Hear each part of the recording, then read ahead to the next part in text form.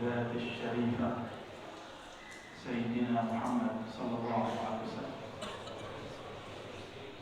أشهد أن لا إله إلا الله وأشهد أن محمدا عبده ورسوله. اللهم صل وسلم وبارك عليه. أما بعد، ربنا زدنا علما وارزقنا فهما، ربنا زدنا فيك تهيئا، إلهنا أنت المقصود ورضاك مطلوب. آمين يا رب العالمين. Jemaah yang memuliakan Allah, sudah makan dulu? Serius amat. Judulnya apa? Pentingnya bertariqah, ahamiyatul turuq. Mungkin maksudnya bertariqah sufi, ya. Tapi secara umum kita mundur dulu. Bertariqah artinya berguru atau bersanad. Bertariqah artinya bukan mengatakan saya Naqsyabandi, saya Syadzili, itu belakangan. Bertariqah itu yang paling penting, berguru. Berguru itu bahasa ahli hadisnya bersanad. Ya. Sebelumnya mari kita baca surah Al-Fatihah. Semoga Allah membuka hati pikiran kita semua, terutama yang hadir dan mendengarkan kajian ini. Al-Fatihah.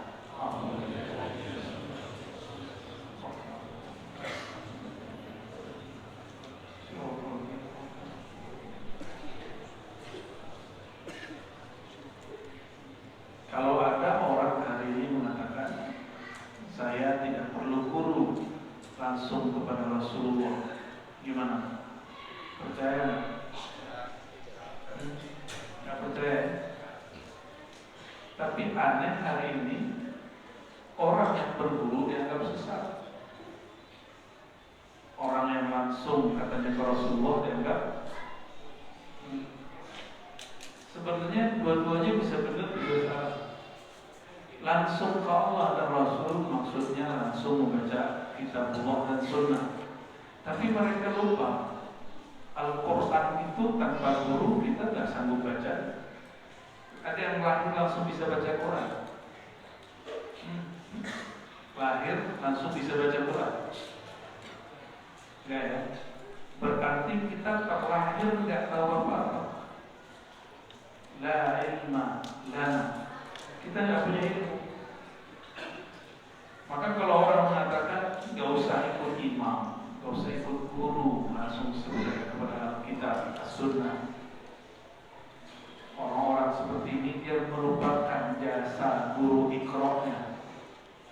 Itu murid namanya murid beradab apa kurang ajar?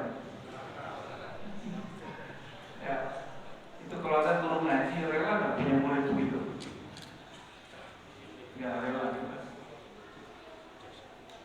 Dahulu di zaman tabi'in ini generasi kedua lebih pas, Nabi, sahabat, tabi'in. Tabi'in, arti tabi'in itu tabi' yang mengikut. Siapa yang mengikut? Sahabat. Tabi'in pun tidak sanggup langsung mengikuti Rasulullah karena mereka tidak bertemu Rasulullah. Maka ulama tabi'in tidak pernah berani mengatakan qala Rasulullah kecuali dia pastikan Nabi bersama. Nah, di dalam Sahih Muslim, ini ngaji tarekat tapi kitabnya tetap Sahih Muslim. Di muqaddimahnya Imam Muslim menyebutkan dengan riwayat yang berasal dari gurunya Muhammad bin Sabbah dari Ismail dari Asim al-Ahwal dari Imam Tabi'in bernama Ibnu Sirin. Siapa nama imamnya? Ibnu Sirin ini ketemu belasan sahabat Nabi. Lain dengan Al-Hasan al-Basri, ketemu puluhan sahabat Nabi. Ibnu Sirin ini kalau orang-orang hari ini tahunya beliau bertakbir mimpi. Ya, takbir mimpi Ibnu Sirin. Ya. Padahal Ibnu Sirin itu bukan imam takbir mimpi. Boleh takbir mimpi pakai kitab beliau, tapi beliau ini sebagai pentakbir mimpi. Beliau ini imam muhadditsin, imam tabi'in, ahli hadis. Apa kata beliau? Lam yakunu yas'aluna 'anil isnad. Dulu di masa tabi'in tidak ada orang bertanya tentang siapa gurumu, apa thariqahmu, apa mazhabmu. Falamma waqa'atil fitnah, ketika terjadi kekacauan, perang internal. Dulu perang itu bukan hanya dengan non-muslim. Sayyidah Aisyah perang dengan Ali perang dengan Muawiyah. Setelah itu Yazid bin Muawiyah terlibat dalam pembunuhan Sayyidina Al-Husain, perintah dia. Lalu gubernurnya bernama Hajjaj bin Yusuf pun banyak kasus-kasus yang kemudian terjadi perang antar sesama muslim. Itu gubernur bunuh orang, bunuh gubernur sebelumnya nggak mau turun di tanah suci. Terjadi. Semua terjadi di zaman salafus soleh. Maka zaman salafus soleh bukan zaman jaminan kebenaran. Maka Imam Abu Hanifah mengatakan nahnu rijal wa hum rijal. Kami ini juga bisa seperti mereka. Yang maksum, yang terpelihara cuma Rasulullah sallallahu alaihi wasallam. Apa kata beliau? Lam yakunu yas'aluna anil isnad. Mereka dulu tidak pernah tanya mengenai sanad. Siapa gurumu, siapa mazhabmu, apa mazhabmu, apa thariqahmu. Dulu gak penting itu. Tapi ketika mulai terjadi kekacauan, orang berani buat hadis, atau banyak kelompok lain, kelompok dia paling benar. Jadi dari dulu panitia kebenaran itu sudah muncul, ya. Panitia apa? Ya. Nanti dia mengangkat dirinya menjadi pemberantas kemungkaran. Siapa yang mengangkat dia? Nah, ini sudah mulai muncul nih. Ustaz-ustaz yang merasa dirinya paling benar, mau aswaja dia, mau wahabi dia, mau syiah, udah banyak. Ada juga orang thariqah apalah namanya, ingin memberantas thariqah yang tidak benar. Kayaknya thariqah dia paling benar. Ya. Ketika terjadi fitnah, kekacauan, barulah ulama tabi'in buat kebijakan. Setiap orang ngaku dia berkalamnya dari Nabi. Ditanya, sammu lana rijalakum, siapa gurumu? Kalau sekarang, thariqahmu apa? Mazhabmu apa? Manhajmu apa? Ini mulainya kapan? Zaman tabi'in. Imam Ibnu Sirin wafat 110 Hijriah, lebih kurang. Beliau ini melihat banyak kekacauan, dan di masanya lah orang-orang kemudian mulai membagi, ini ahli sunnah, ini ahli bid'ah. Fayunzaru ila ahli sunnah fayukhalu hadithuhum. Dilihat siapa yang ahli sunnah, siapa yang mengeluarkan kalam Nabi, maka diambil ilmunya. Wayunzaru ila ahli bid'ah fala yukhal hadithuhum. Dilihat mana orang ahli bid'ah, tidak diambil kalamnya. Jadi istilah ahli sunnah inilah pertama muncul. Pertama muncul di kalangan tabi'in. Sebelumnya sudah ada Ibnu Mas'ud, cuma maksudnya umum. Kalau sekarang sudah mulai ada pengelompokan ahli sunnah yang bersilsilah kepada Nabi, ahli bid'ah yang tidak punya silsilah kepada Nabi. Cuma ada orang hari ini gunakan teks ini untuk membid'ahkan orang bermazhab. Padahal teks ini muncul sebelum ada mazhab. Ibnu Sirin ada sebelum Imam Abu Hanifah, sebelum Imam Malik, Imam Syafi'i. Maka menggunakan kalam ini untuk membantah adanya mazhab itu keliru besar. Ya.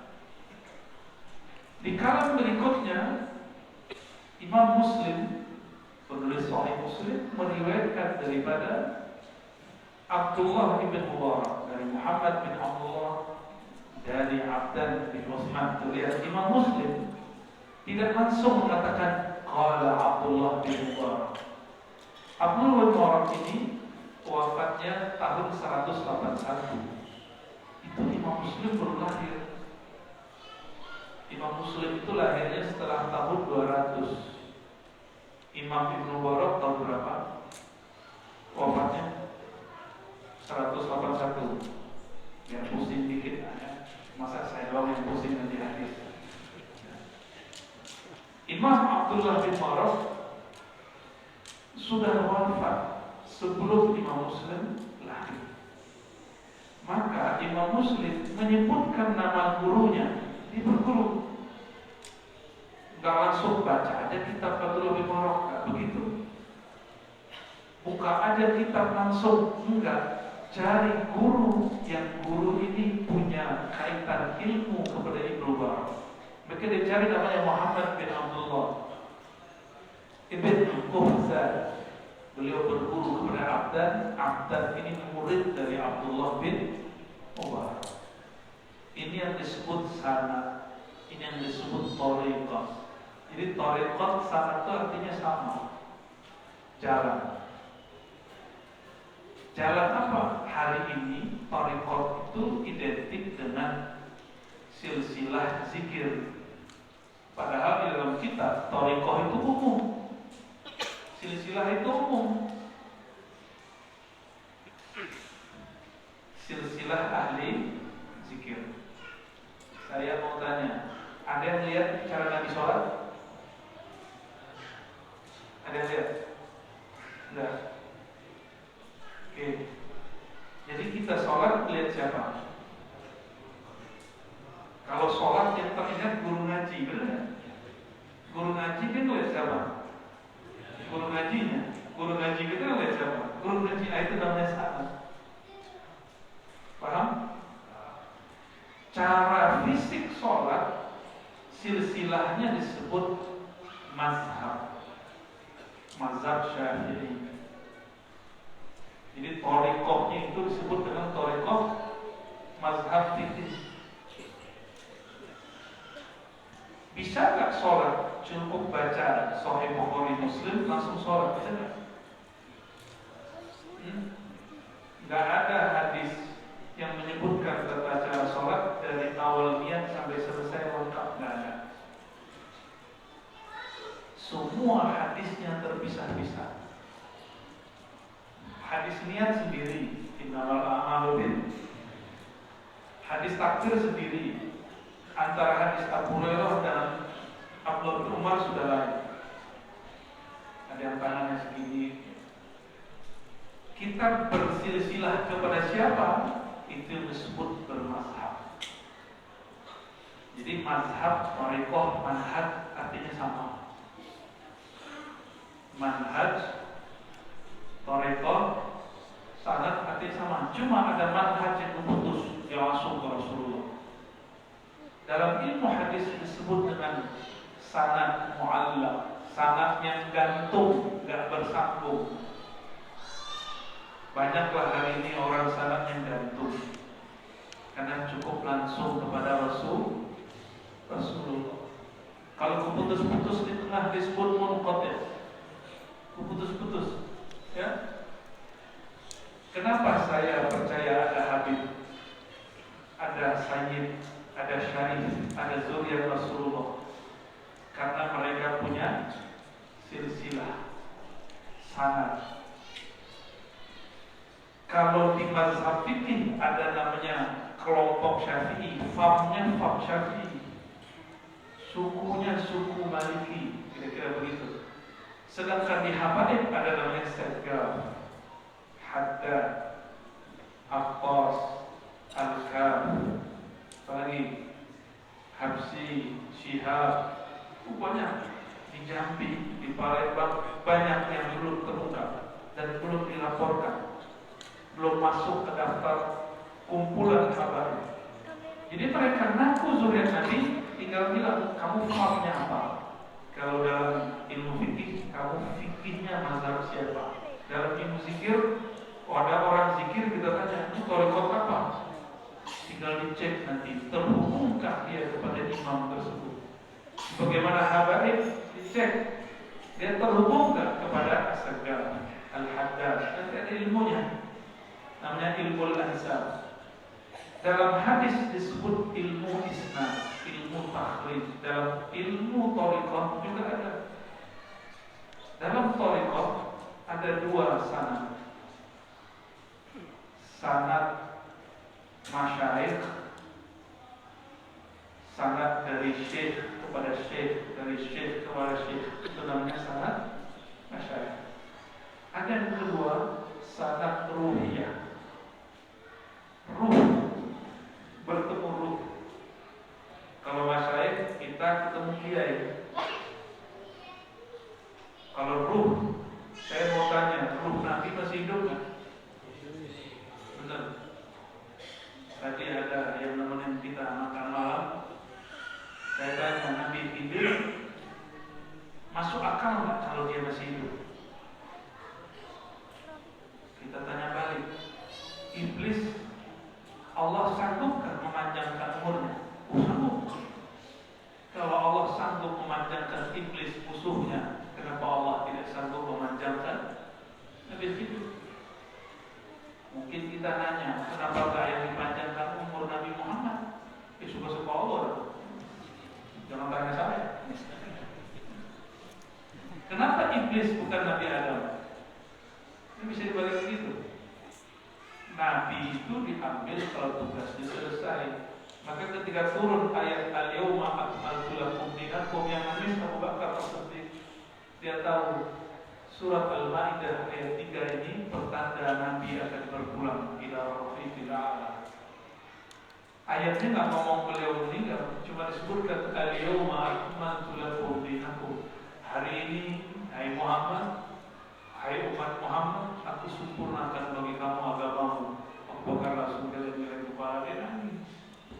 Mulai dari ayat itu turun sampai dia balik ke Madinah. Itu kan turunnya di Mekah, lagi haji, penutupan haji, mau selesai tahallul.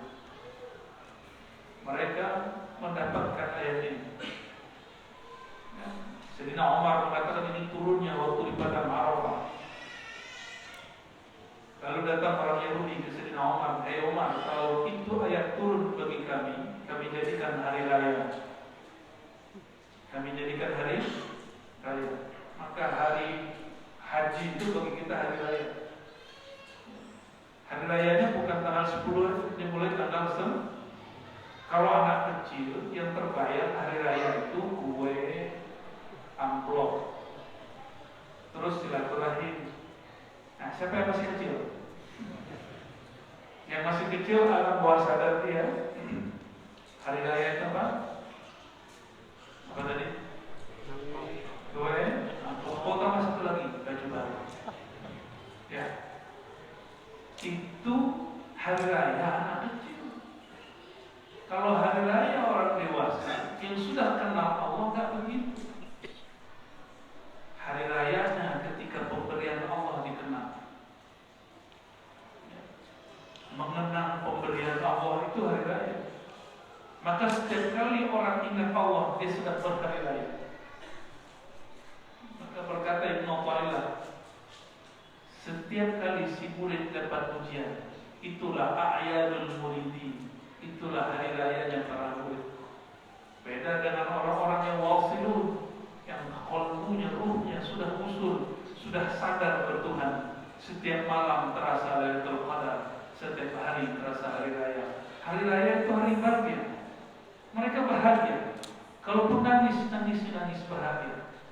Kalaupun sedih, sedihnya berujung kepada syahdunya hati kepada Allah Subhanahu wa Ta'ala. Ini rata-rata orang di Batam merantau ya. Dari tadi saya dengar bahasa Jawa, Padang, Batak, lagi Palembang, yang banyak tuh Jawa mau Padang. Takbiran malam 30. Allahu Akbar, Allahu Akbar, nangis. Ditanya, kamu ingat Allah ya? Enggak. Ingat siapa? Ingat Ingat kampung. Hari rayanya orang awam, uidat ilaihi zakiratuh, dikembalikan kenangan-kenangan kampungnya. Itu disebut hari rayanya orang awam. Nangis ya, benar? Nangis, jauh dari orang tua, ingat masa kecil. Itu hari raya orang awam. Kampung kita di mana? Sungguh berat. Kampung itu bahasa lainnya asal. Di mana asal? Tubuh berasal dari tanah, maka dia akan berpulang kepada tanah. Tapi kalau si fulan bernama Abdullah, lahir di Medan, maka kampungnya, kampung fisiknya di Medan. Tapi dalam hadis kan disebutkan, di hari tertentu yang diperdebatkan ulama, apakah hari ke-40 atau 40 kali 3, Allah memerintahkan malaikat untuk mengirim ruh. Ruhnya sudah ditiupkan Allah, lalu disimpan oleh malaikat, ditiupkan pulang. Ruh ini kampungnya di mana? Itu yang mahal. Orang kalau ingat kampung ruhnya, itulah hari raya yang sebenar-benarnya. Hari raya yang itulah membuat seseorang bahagia. Kalau orang ingat hari ini kampungnya, kampung ruhnya, maka jika dia wafat, dia akan berpulang ke sana.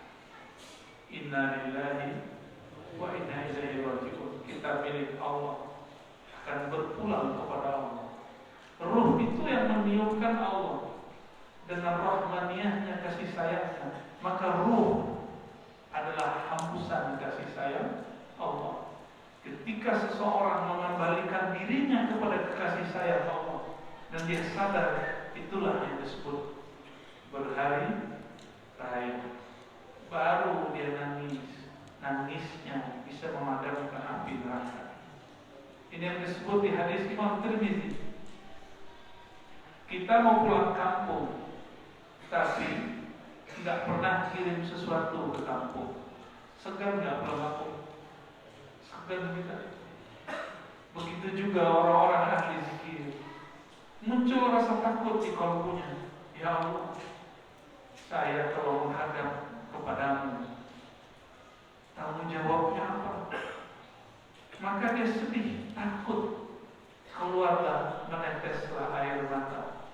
Air mata ini kata Nabi, yudfi an-nar, dapat memadamkan api neraka. Jadi banyak tangisan. Ada nangis karena utang banyak, ada nangis hari raya sudah dekat, baju baru belum dibelikan, ada yang nangis karena kredit masih ada yang nangis karena badannya sakit, ada yang nangis karena patah hati,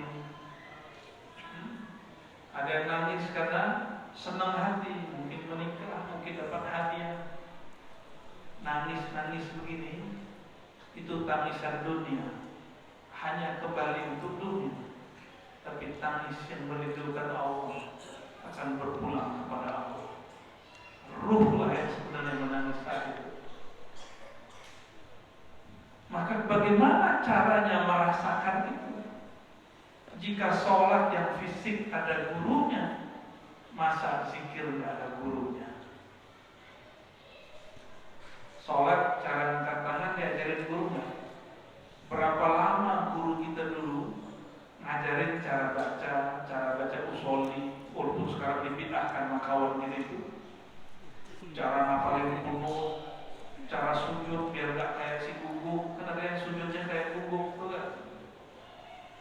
Biar kalau turun kepalanya gak mendahului imam. Ini kayaknya dulu waktu kecil suka ikut teman bagi sholatnya.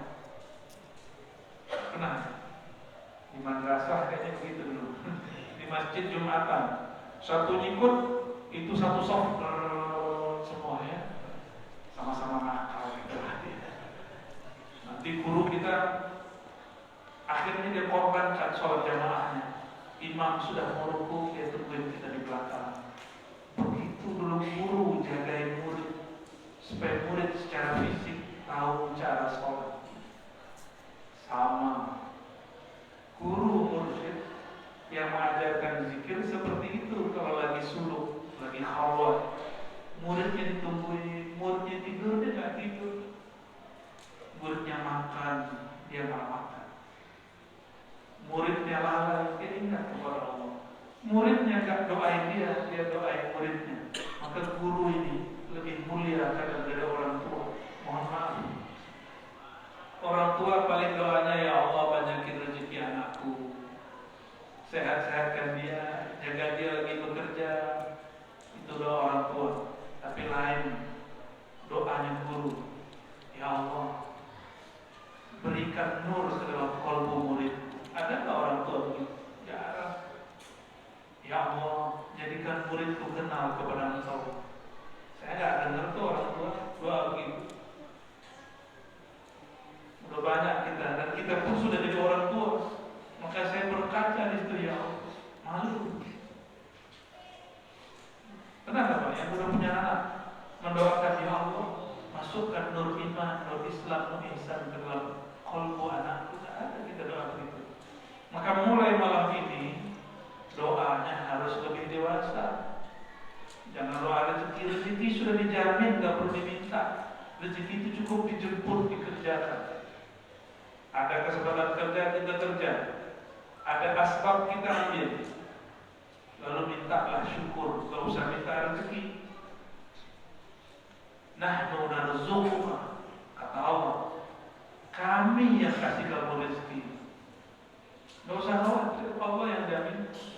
Karena Allah yang mengirim rezeki. Allah itu lebih canggih dari semua kargo. Semua yang kirim-kirim itu apa namanya? Ekspedisi. Semua ekspedisi, kalau alamatnya jelas, namanya jelas, nomor rumahnya jelas, salah kirim nggak? Jarang salah kirim. Kalau salah kirim tinggal komplain. Masa Allah kalah sama ekspedisi? Ya, boleh kita iklan sebentar ya, apa namanya? JT, apa lagi? Diki, apa lagi? Ya, ada yang lama ketua Pos Indonesia. Cuma saya, kita ini memakan iklannya. Itu semua nggak akan salah kirim kalau alamatnya jelas. Loh, kok ada seorang hamba yang merasa dirinya hamba Allah, terus temannya dapat rezeki, temannya naik pangkat, temannya dapat jabatan, dia ngomong harusnya itu punya saya, harusnya itu rezeki saya, seharusnya itu jabatan saya. Kok ada orang begitu? Lain kalau Ustaz, Pak Jani mau beliau-beliau begini, seharusnya duduk di situ saya, seharusnya terkenal saya, seharusnya ramai pengajiannya saya. Jadi irinya Ustaz, apa irinya? Posisi, popularitas, pengikutnya ganti.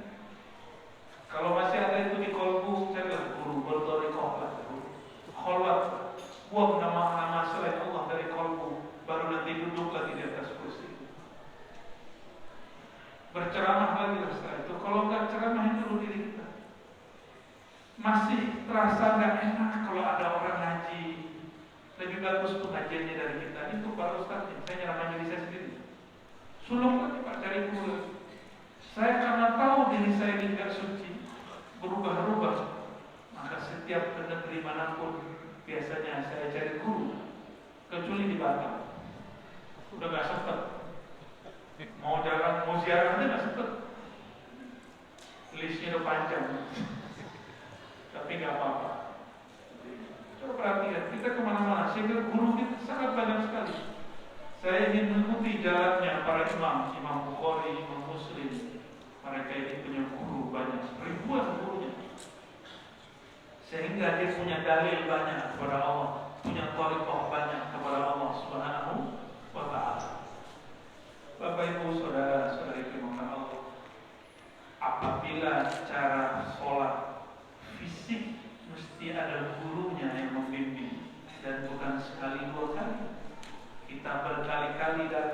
baru bisa sholat. Masa ada orang pengen instan ingin bertemu Allah, bertemu Rasul? Masa ada orang ingin instan merasakan dahsyatnya menyebut nama Allah? Nggak bisa instan. Kita betapa tidak adil terhadap diri. Untuk mendapatkan rumah, untuk mendapatkan hidup yang berkecukupan, berangkat pagi pulang sore, benar? Berangkat pagi pulang sore, supaya apa? Dapat gaji, dapat duit. Itu ATM-nya biar diisi, sabar kena macet, kena hujan, kena panas. Kapan ada orang sabar supaya nama Allah dia tabung ke dalam dompet kolbunya? Dia mesti menahan rasa kantuk, dia mesti ngurangin makan. Mana ada orang yang begitu hari ini? Kalau nggak berburu nggak mungkin. Maka ulama kita mewajibkan berburu, sebagaimana belajar fikih wajib punya guru, belajar zikir pun wajib punya guru. Apa beda ilmu fikih dengan ilmu zikir, ilmu tasawuf? Ilmu fikih mengetahui sihah, kesohihan dan ketidaksohihan. Sahihan kana aw batilan. Sahkah amalan ini atau batal? Ini siapa yang punya ilmunya? Ahli fikih. Bid'ah atau sunnah, itu tugas ahli fikih, usul fikih. Tapi ternyata ada ilmu mengetahui sholat kita tadi itu diangkat apa enggak. Itu bisa dicek. Ada indikatornya, ada syarat dan rukunnya. Ada syarat dan rukunnya. Udah belajar belum ilmu itu? Belum ya? Belum, makanya nggak ketahuan nih soalnya itu 5 apa enggak. Wallahu a'lam bishawab. Akhirnya ngomong Islam sampai mati gitu. Terus gimana nasib mau mati kalau sholat kita belum tahu kita diterima? Kita nggak tahu zikir kita usul atau tidak. Gimana mau menghadap Allah Subhanahu Wa Taala? Mau pulang kampung tapi nggak pernah membantu orang di kampung, minimal bantu orang tua, bantu saudara, bantu tetangga, bantu orang di kampung. Berani pulang kampung, nggak disambut sama orang langsung. Maka berkirimlah, sebutlah nama dia, itu bernama berkirim. Wirid itu sudah berkirim kepadanya. Setor ruh menghadap kepada Allah supaya Allah Subhanahu wa taala sambut kita nanti. Wala takunu kalladzina nasullaha fa'ansahum anfusahum, surah Al-Hasyr. Jangan kamu menjadi orang yang lalai kepada Allah. Nanti Allah juga pura-pura lalai kepadamu.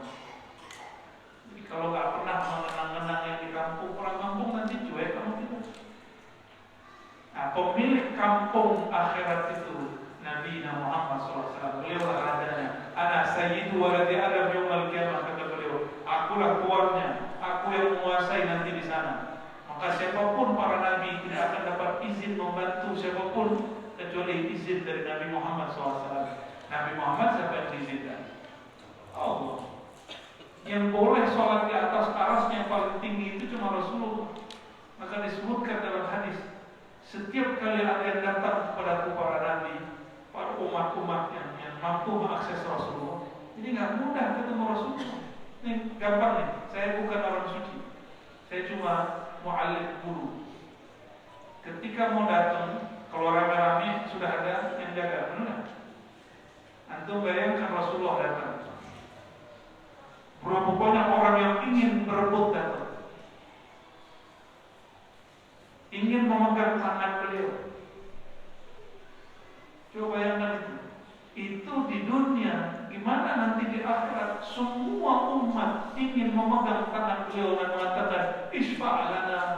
Maka sebelum mati baca itu banyak-banyak, isfa'lana ya Rasulullah, beri syafaat kami wahai Rasulullah, bantulah kami wahai Rasulullah.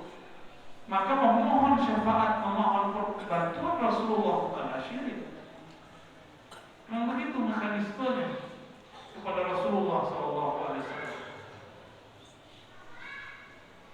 Datang guru, habib, fulan, syekh, kita nggak bisa tembus ke dia, karena ada yang jagain. Sama Rasulullah itu dijagain Bilal, dijagain Sayyidina Ali, dijagain oleh semua sahabat-sahabat mulia. Nggak mudah mengakses Rasulullah. Kata orang kalau mati langsung ketemu Allah. Emang semudah itu? Kata orang kalau mati langsung ketemu Rasulullah, enggak. Emang Rasulullah punya kita? Emang Allah suka-suka kita? Enggak. Bertemu Allah, bertemu Rasulullah itu tidak semudah. Ketemu pejabat aja sekarang sulit. Ketemu ustaz kiai aja harus antri. Coba sowan ke kiai-kiai. Orang yang paling sibuk menerima tamu di Indonesia ini salah satunya Maulana Habib Lutfi, ketua Jatman, pimpinan Jatman, bukan ketua lagi, imamnya sudah. Amalan beliau, jangan antum melihat amal zahirnya. Beliau itu setiap hari ada tamu, 24 jam, bayangkan. Saya beberapa kali, Masya Allah, nggak sanggup. Mau kayak beliau didatangin orang tiap hari. Ya. Kalau antum kebayang didatangin di amplopin ya? Enggak. Cuma kadang-kadang aduh beliau. Enggak. Beliau nggak butuh lagi yang begitu. Itu mau ketemu sulit. Karena ada yang jaga. Yang jaga ini nggak tega. Guru tercintanya kelelahan. Karena tamu berdatangan terus. Bayangkan Rasulullah. Jadi nanti makhluk paling sibuk itu adalah Rasulullah SAW. Kata beliau, "Man kana yu'minu billahi wal yawmil akhir." Siapa yang percaya kepada Allah dan akhir, falyukrim dhaifa, hormati tamu. Orang yang paling hormat matamu Rasulullah, karena beliau yang paling iman kepada Allah dan hari akhir. Mulai dari hidupnya bahkan sekarang sampai nanti. Jangan dikira Rasulullah itu nggak ada yang mengunjunginya ini. Ada yang mengunjungi secara fisik ke makbarahnya, pusaranya. Ada yang mengunjunginya secara rohani. Makanya saya tanya, tubuh berpulang ke badan. Kalau ruh ke tanah mati kan dikubur. Kalau ruh, tubuh hancur, ruh hancur nggak? Nggak hancur. Kita yang malam ini punya ruhnya, bener? Jangan-jangan orang-orangan, enggak ya? Bukan orang-orangan kan? Pasti punya ruh semua. Sejauh mana seseorang kenal ke dalam ruhnya, sejauh itulah dia bisa dekat kepada Sayyidul Allah, Abul Allah, ayahanda semua ruh. Nabi Muhammad itu disebut Al-Akbar dalam As-Simtud Durar, dalam doa penutup dengan berkah Al-Akbar, Bapak yang agung. Jadi, Rasulullah itu nama lainnya adalah Abul Arwah. Apa nama lainnya? Abul, ayahanda ruh. Jangan dibayangkan bapak ruh, bapaknya punya ibu kawin gitu kan. Itu cuma istilah. Bapak, ibu, bapak ruh, induk ruh. Itu cuma istilah. Karena ruh tidak laki, tidak perempuan. Ruh itu sudah ada sebelum bumi ini ada. Karena dia sudah sangat tua. Ruh ini dulu pernah berkumpul, makanya sekarang pun berkumpul. Jadi guru kita di Sumeneb namanya Abu Yataifu bin Ali Wafa An-Naqsyabandi. Sudah lama di Mekah ngaji kepada Syekh Ismail Zain Al-Yamani Al-Makki. Kata beliau, orang kalau dulu di alam arwah pernah bertemu, maka di dunia dia akan ketemu lagi, apapun caranya, bagaimanapun wasilahnya, pasti ketemu. Cuma setelah ketemu apakah bertahan? Tulis cerita. Ada Ada yang sudah ketemu, ada juga. Ada yang sudah ketemu, terus khianat, ada juga. Yang penting ketemu dulu. Semoga pertemuan malam ini bukti kalau ruh kita dulu pernah bertemu. Ya, cuma dulu nggak laki, nggak perempuan.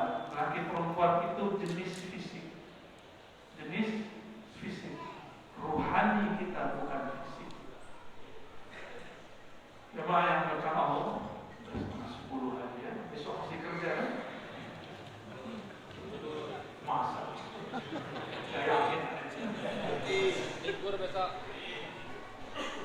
Apabila ingin mengenal tubuh ini, mengenal anatominya, mengetahui penyakitnya, diagnosanya, obatnya, mesti ada dokter. Maka untuk mengetahui penyakit batin ini harus juga ada dokternya. Syukur, baru datang. Ini harus selesai kali ya. Menyuruh lama. Saya mau tanya lagi Pak, ini pertanyaan sederhana aja. Karena kalau dalilnya sudah banyak. Dalil zikir lebih dari 200 di Quran. Oh, pakai dalil apa lagi? Dalil sholawat udah banyak di Quran. Sekarang tinggal pemahaman kita menanggapi dalil. Rumah makan seafood banyak, rumah makan Padang pun bertebaran. Sama-sama mereknya A, tapi rasanya beda kan? Sama-sama seafood tapi lain. Sama-sama rumah makan Padang lain, rumah makan Sunda lain. Yang membedakan apa? Kalau di rumah makan Padang itu enak, menunya pasti itu aja. Rendang,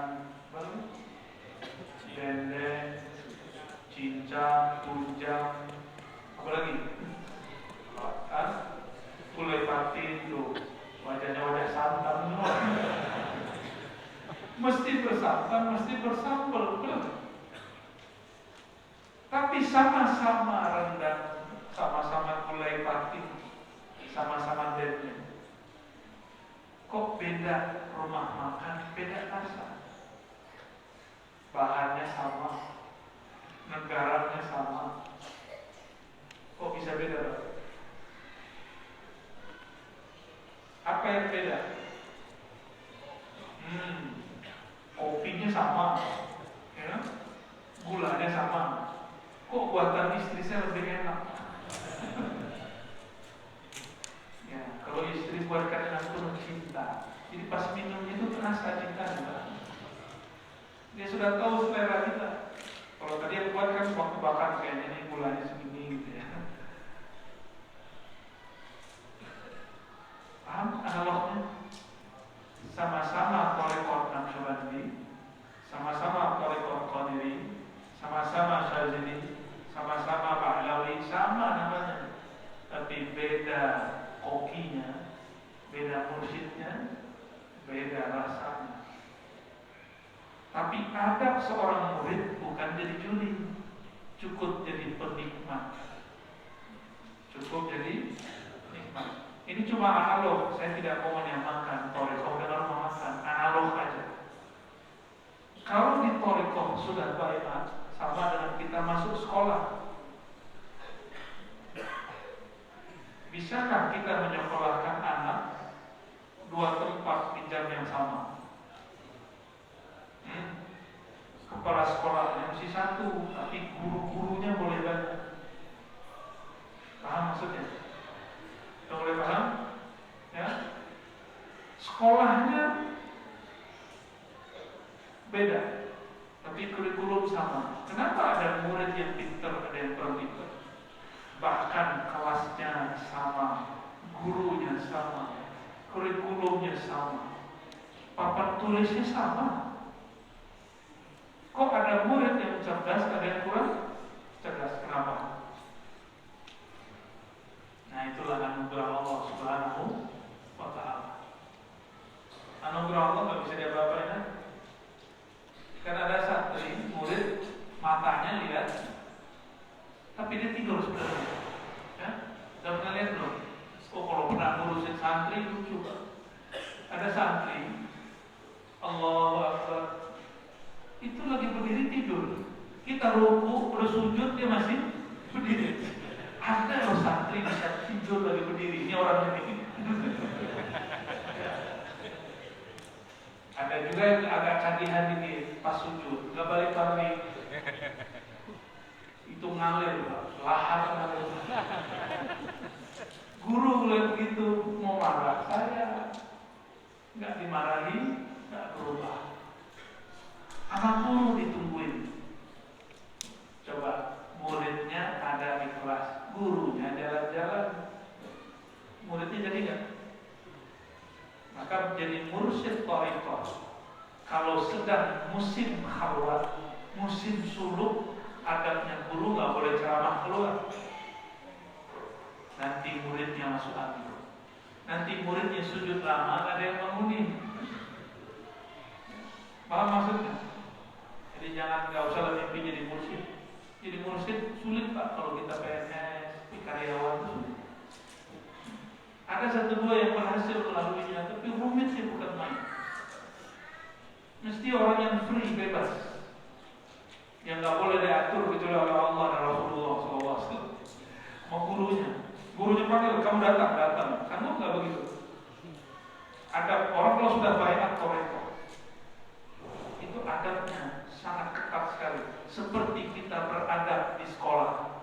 Kata sekolah, hari ini mau hujan, nggak hujan, harus datang.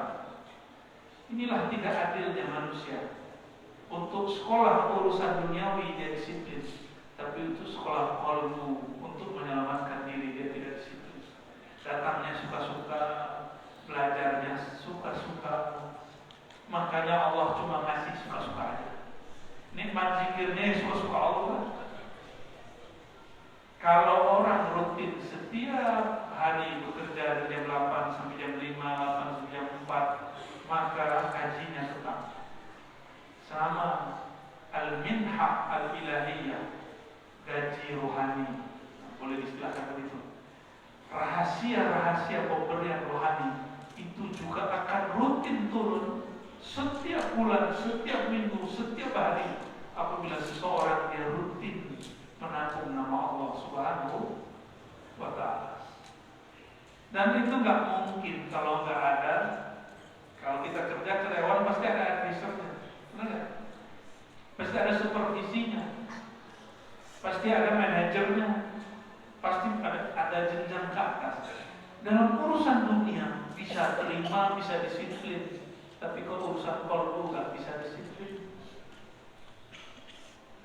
Kita nggak adil, makanya Allah nggak jatuh cinta. Allah itu yuhibbul muqsitin, mencintai, jatuh cinta kepada orang yang mampu adil dalam membagi segala sesuatu untuk dirinya. Nah kita ini kenapa Allah belum sayang? Karena kita belum adil.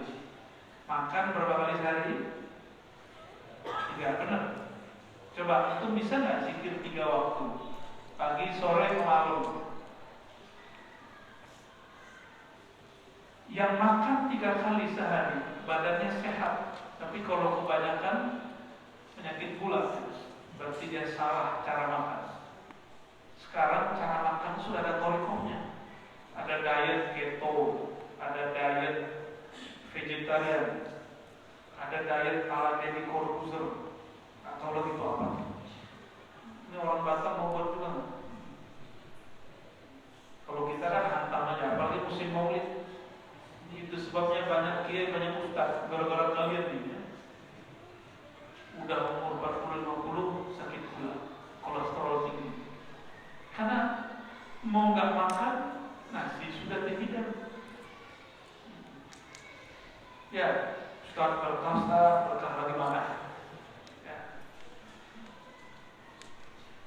Nabi SAW makan sehari cuma 2 kali. Mau ngikutin Nabi? Makannya cuma 2 kali sehari. Makanya Nabi itu sehat, jangan sakit. Nabi setiap kali punggungnya berat, bekal. Coba rajin makan santan, bakso yang ada micinnya. Itu micin Pak, 1 mangkok. Micinnya 1 sendok untuk suatu wadah kuali. Benar nggak? Gimana badannya nggak sakit-sakit? dalam thariqah itu dibagi. Makanya kami dulu kalau riyadhah, supaya ruh kita kuat, qalbu kita kuat, maka jatah fisik dikurangi. Yang membuat pikiran itu menyala dan melayang, kalau suka makan daging, suka makan karbo yang banyak. Itu kalau karbo banyak ngantuk, kalau daging banyak pikiran melayang liar, nafsu syahwatnya akan menggebu-gebu. Dia lagi mau itikaf.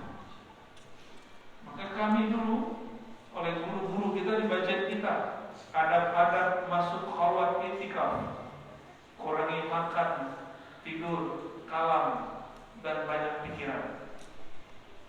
Gimana caranya? Tidak makan yang bernyawa. Nah, ini kalau di bulan Rajab, ini sudah masuk Rajab belum? Belum. Rajab kapan? 1,5 bulan lagi. Tapi nggak nyampe.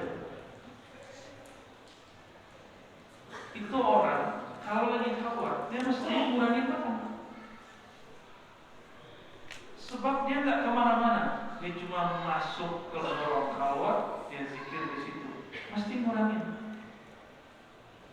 Coba, kalau kita ini makan banyak, olahraga enggak, istri nggak punya, gawat. Gawat. Itulah sebabnya ada orang ikut khalwat iktikaf 2 hari minta pulang. Karena diajarkan jangan banyak makan, dia banyak makan. Diajarkan jangan banyak pikiran, dia banyak pikiran. Apalagi kawan-kawan saya yang sekampung, tahu kampung saya bagaimana? Dikasih tahu jangan banyak makan, apalagi bernyawa. Protes, kalau Ustaz, sejak kapan kita diharamkan makan yang daging? Ini Ustaz gadang saleru. Giliran datang ke dokter, dokter ngomong, Ustaz jangan lagi makan tunjang, gazebo, jangan yang bersantan. Patuh dia mau sama dokter. Giliran datang ke guru mursyidnya ngomong jangan makan begini. Protes, sejak kapan Allah mengharamkan itu? Gadang saleru.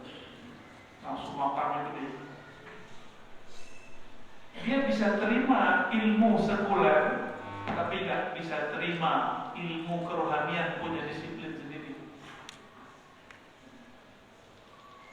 Kenapa orang-orang thariqah itu kadang punya pakaian khusus? Sebenarnya nggak ada pakaian khusus, itu cuma adab mereka aja. Tinggal dibalik. Anak kita sekolah hari Senin, bajunya beda dengan hari Selasa.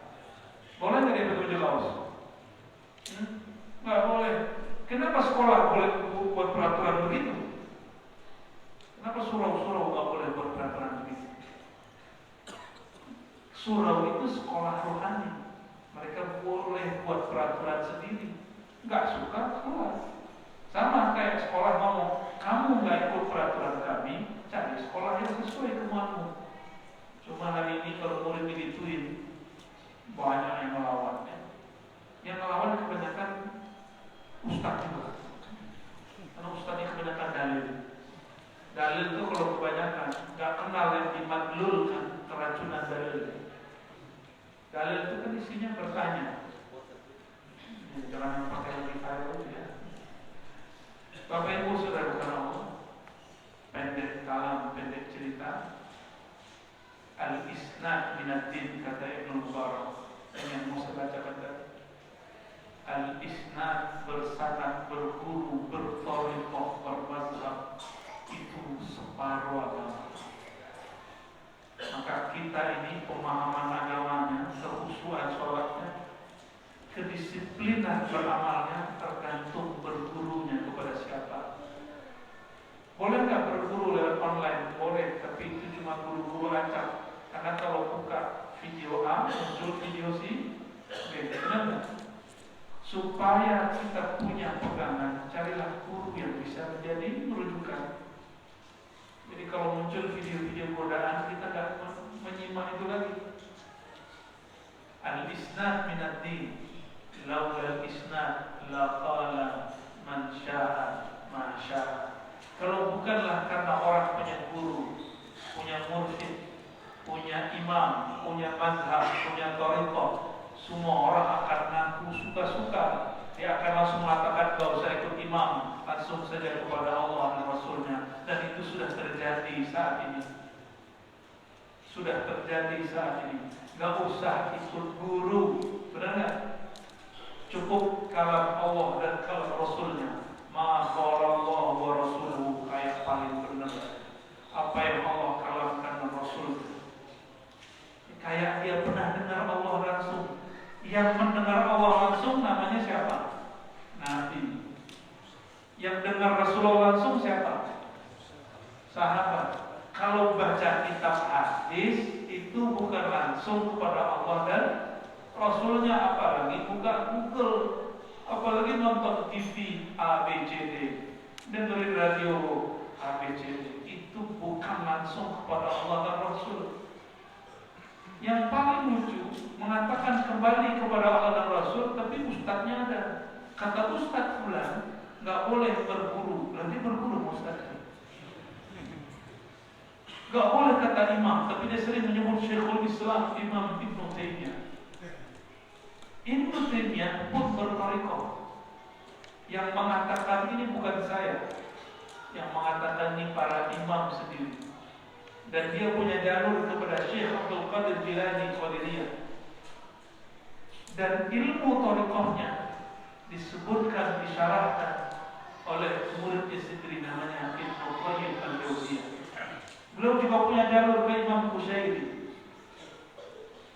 Makanya Imam Ibnu Taimiyah ini, Imam Salafi, kalau pada subuh dia duduk sampai siang. Bertanyalah Ibnu Qayyim, wahai Tuan Syekh, kenapa kau tidak sarapan dulu baru zikir? Apa jawabannya? Zikirku adalah sarapan rohaniku. Jika aku tidak sarapan rohaniku, maka badanku lemas. Ada satu wiridnya, Imam Safadi meriwayatkan Imam Ibnu Taimiyah ini kalau pada subuh salah satu wiridnya mengulang baca Fatihah. Ulang terus. Bid'ah. Ngulang-ngulang surah Fatihah. Nabi pernah buat begitu kan? Jadi yang disebut thariqah itu amalan Rasulullah yang kemudian diistiqomahkan oleh seorang imam. Itu disebut dengan thariqah. Dia nanti tahu komposisinya. Ini diamalkan sekian kali, ini boleh sekian kali. Itu Ibnu Taimiyah, imam yang disebut Syekhul Islam. Tapi sayang orang yang hari ini katanya mengikut sang imam sudah meninggalkan ajarannya. Sayang 1000 kali sayang ya. Maka kita kembalikan semangatnya. Sebagai penutupnya, ini daerah kepulauan. Dulu ada kesultanan apa di sini? Sekitar kepulauan ini. Nama kesultanannya yang terdekat apa? Bekalis, Siak,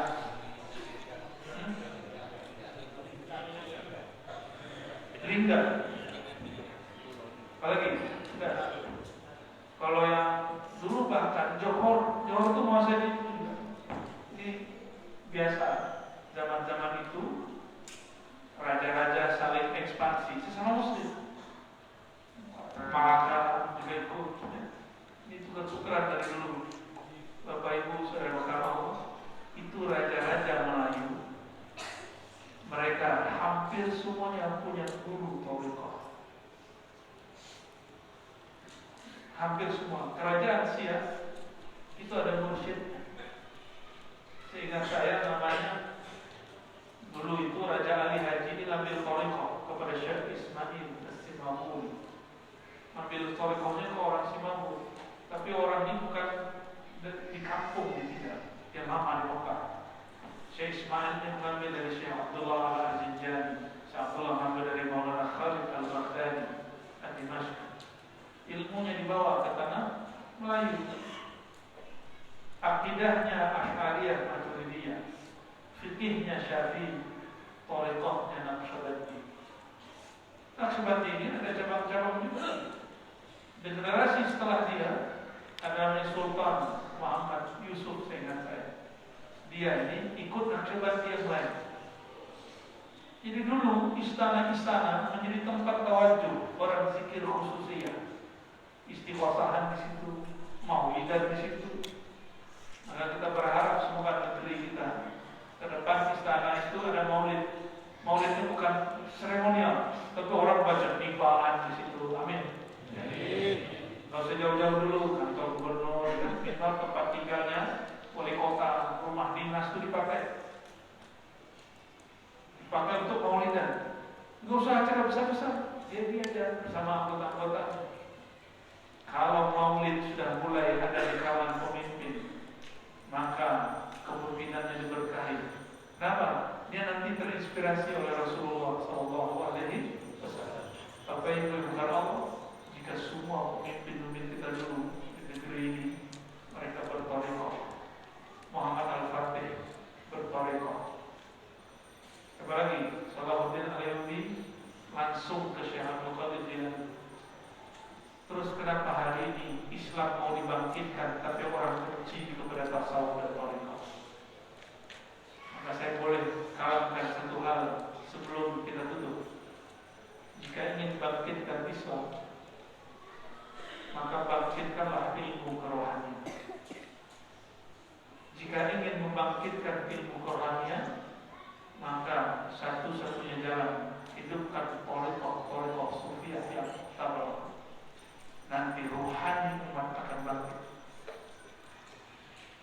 Dan ini ada porsinya, bisa untuk orang awam, bisa untuk orang kiai. Jadi tarekat tidak khusus untuk orang alim, boleh untuk orang awam, boleh untuk orang santri. Ya, baca kitabnya Syekh Abdul Somad Al-Ghalibani untuk para ustaz yang masih menyaksikan orang awam bertarekat. Syekh Abdul Somad Al-Ghalibani dalam Syiar Sadiqin, ya, dan satu kitab yang kecil dalam fikih menyebutkan bahwa tarekat tasawuf itu porsinya harus dibedakan antara orang awam, penguasa, orang berniaga, dan santri, dukia, mutajarrid, orang yang khusus. Nggak boleh kita halang-halangi, tinggal nanti kurikulumnya dibedakan. Ya, maka saya mengimbau para kiai, ayo semuanya bertarekat. Kalau nggak akan pernah menikmati satu lafaz Bismillah. Allah akan haramkan nikmatnya sujud. Kenapa? Dia arogan, nggak mau berburu. Jadi tarekat itu yang saya rasakan dalam batin saya adalah menghancurkan ego. Ini yang paling mahal dari orang tarekat. Mau datang ke guru, gurunya nggak kuliah, nggak nyantri seperti dia, tapi dia cium tangan gurunya. Itu dahsyat itu orang. Berarti dia sudah menghancurkan egonya sehancur-hancurnya. Yang paling sulit Ustaz, tadi kata Ustaz, nggak bahas hadis. Nanti kalau ada mursyid datang ambil ilmu dari beliau-beliaunya, cari yang lebih senior, lebih tua. Semoga Allah berkahi saya boleh hadir malam. Jadi ada jawab. Mohon izin, lihat ini ada titipan 3 soalan untuk bisa silakan dibacakan. Kalau saya baca dikira saya ganti pertanyaan.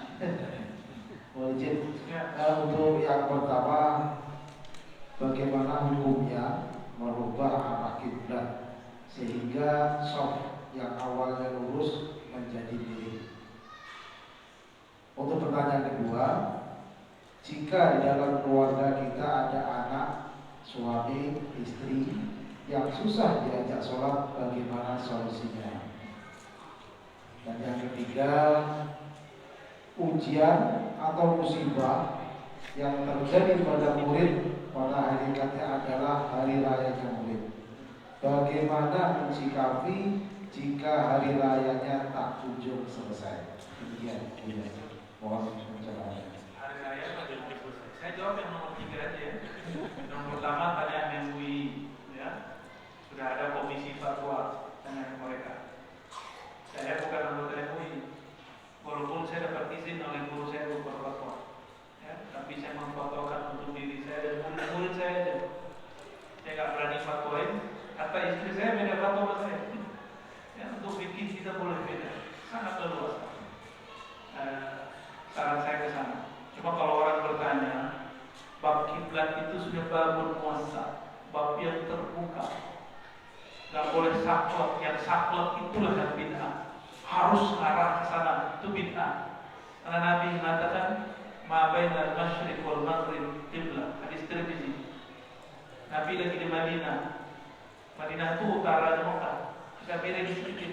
Kata Nabi antara timur dan barat, ulangi, antara timur dan barat kiblat. Nabi ngepasin nggak? Enggak.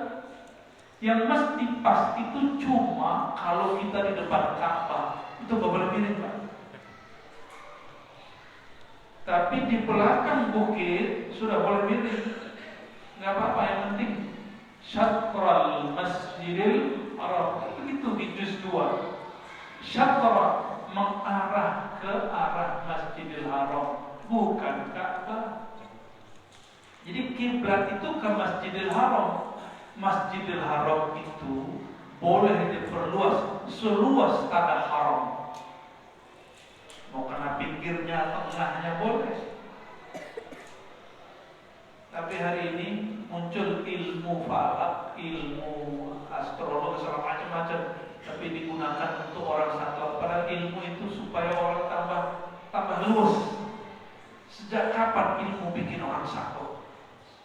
Sejak munculnya orang yang hatinya sempit itu. Ya.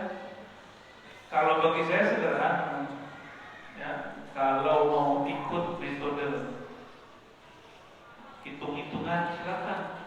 Cuma kita boleh nantang. Coba ambil kali dari sini sampai ke Mekah, ikutin itu, nyampe kan? Saya pakai Google Earth. Oh, itu buatan Yahudi, bro. Ya. Kata kawan. Ya. Makanya di Google Earth itu nggak ada negara Palestina. Nggak ada. Giliran begitu aja ikut Google. Ya. Tapi ya sudah. Saya bukan mufti. Bagi saya, kalau masjid sudah dibangun ngarah ke, kalau Nabi kan di utara tadi, maka antara timur barat. Kalau kita lagi di timur, maka antara utara dan selatan miring dikit sudah cukup. Gak usah ngepas-ngepas. Gak usah ngepas, memang bisa dipas-pasin. Yang memastikan mesti sama. Dia sedang mentaklif yang tidak disanggupi hamba. Sedangkan Allah la yukallifullahu nafsan illa wus'aha. Ya, saran saya jangan diputuskan pengurus, putuskan lewat mufti. Ada ulama kita di komisi fatwa. Undang mereka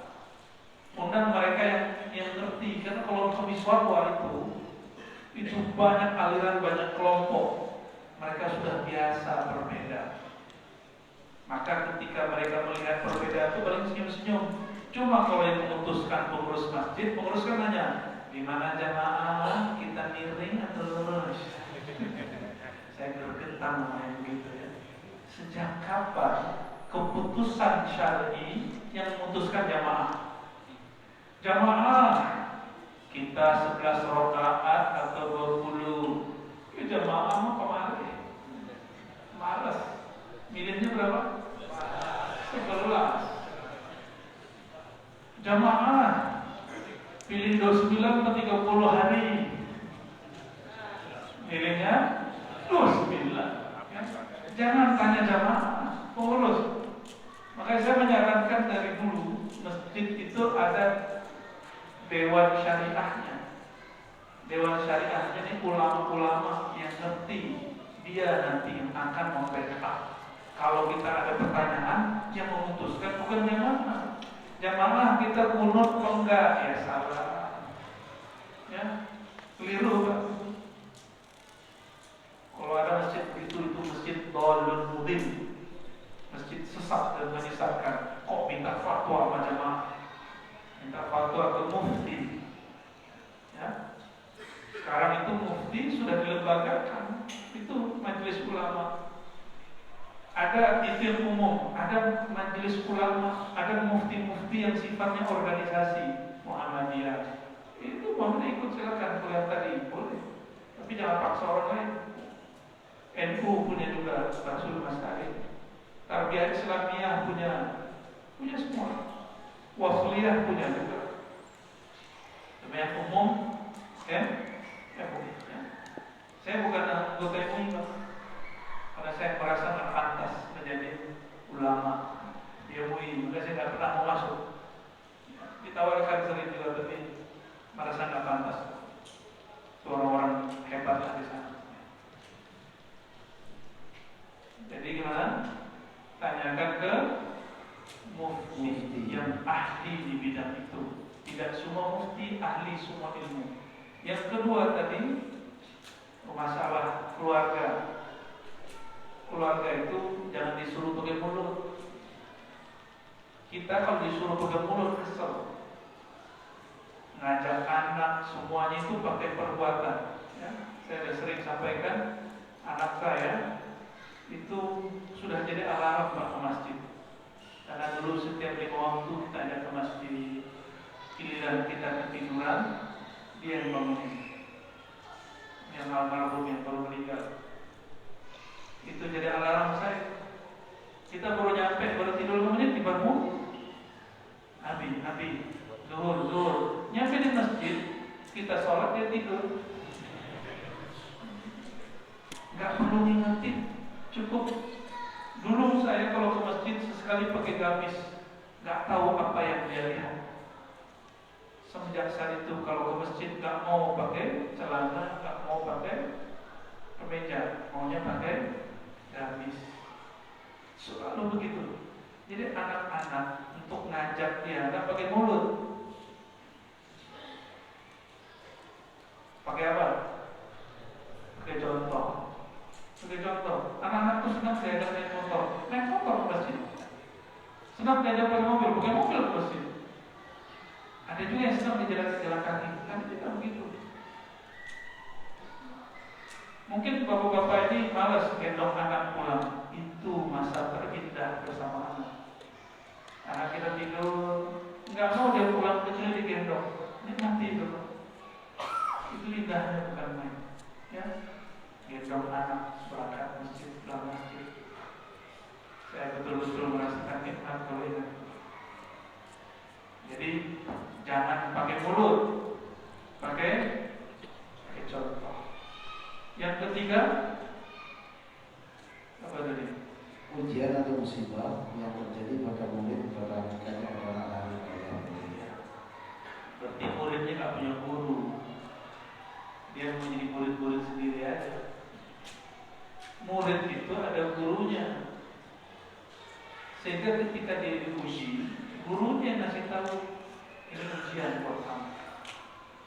Atau gurunya sudah memberikan kaidah-kaidah, dia paham, dia sedang diuji. Ini keluhan orang yang setiap hari dapat musibah ya. Kata Imam Mu'ta'ilah, jangan pernah membayangkan dunia ini berhenti dari masalah.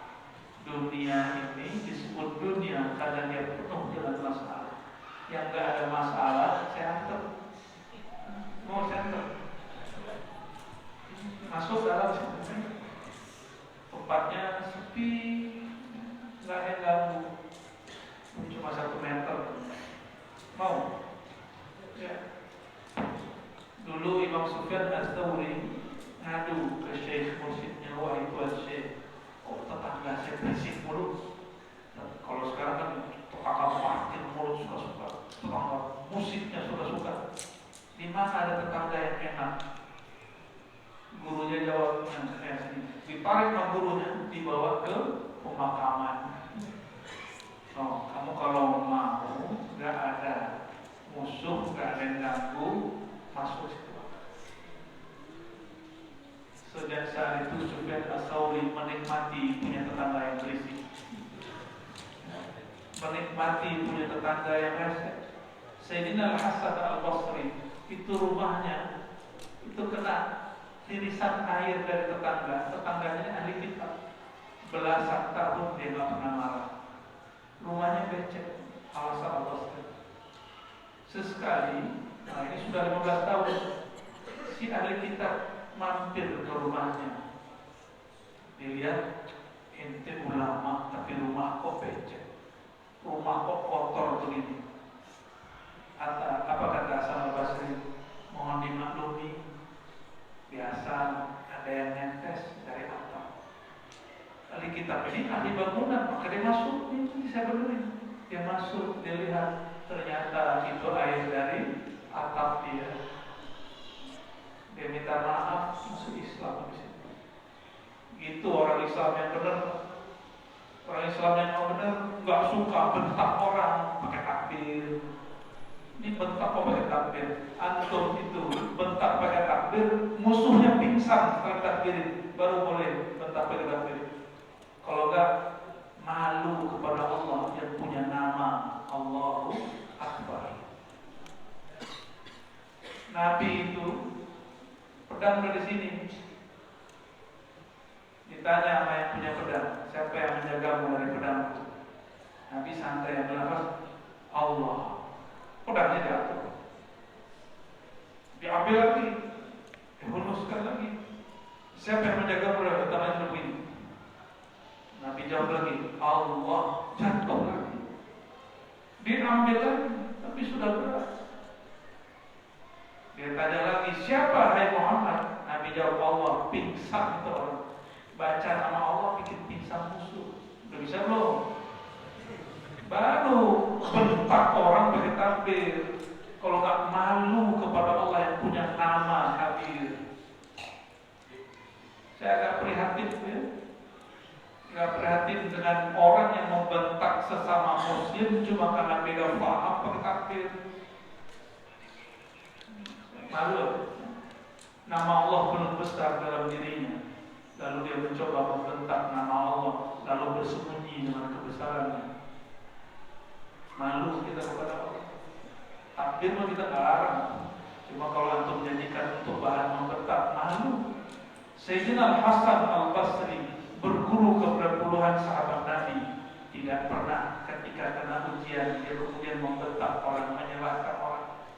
Dia salahkan diri sendiri. Apalagi mau bergabung dengan Malaysia, ya. Karena dia lagi ramai itu, ya. Saya sarankan siapa yang mau nyalek, mau jadi wali kota, kalau ada masalah, antum harus negarawan. Ada masalah jangan ancam orang mau bergabung dan berpisahkan senjata. Itu kalau saya presidennya saya takut langsung. Mohon maaf ya, kalau kita beda paham. Kita harus cinta negeri ini. Kalau ada masalah jangan ancam-ancam, ngambek, itu ngambek namanya. Kalau kamu nggak mau, saya pindah. Sama kayak mama ngomong ini, cerain saya. Gak usah ngomong gitu Pak. Siapa yang jadi politisi harus benerin. Hubbul watannya harus bener, cinta negerinya, NKRI-nya harus bener. Ini saya bukan PNS loh Pak ya, saya ngomong ini. Tapi karena saya tahu negeri ini menjamin kita beribadah dengan tenang, bikin majelis dengan tenang.